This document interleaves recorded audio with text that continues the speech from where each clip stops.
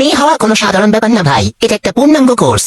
মেয়েদের প্রথম গুণ হলো তারা রাগ করতে পারে। শুধু রাগ না, রাগকে শিল্প পর্যায়ে নিয়ে যেতে পারে।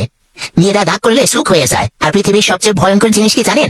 রেগে থাকে একটা মেয়ে না, চুপ করে থাকে একটা মেয়ে। কারণ তখন বুঝবেন ঝড় আসছে, শুধু আবহাওয়া অফিস এখনো ঘোষণা দেয়নি। দ্বিতীয় গুণ হলো অভিমান।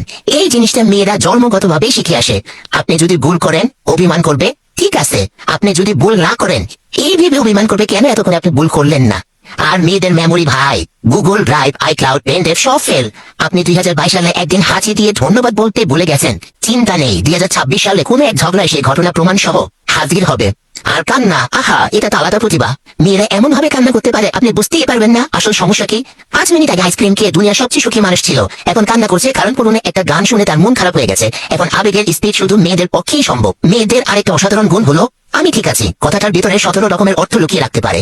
কখন এর মানে সত্যি ঠিক আছে, কখন এর মানে ঠিক নেই, আবার কখন এর মানে আজকে তোমার জন্য পরিস্থিতি মোটেও ভালো নাই। তাই মেয়ে হওয়া অত সহজ না ভাই। ঠিক মতো রাগ করা জানতে হয়, অভিমান করা জানতে হয়, কান্না করা জানতে হয়, পুরনো হিসাব মনে রাখা জানতে হয়। সব মিলিয়ে এটা একটা ফুল টাইম দায়িত্ব ভাই। আর এই কথা শোনার পর কোনো মাইয়া যদি রাগ করে তাহলে বুঝে নেবেন আমি যা বলেছি সত্য বলেছি, কারণ আমিও একজন মেয়ের মধ্যেই আছি।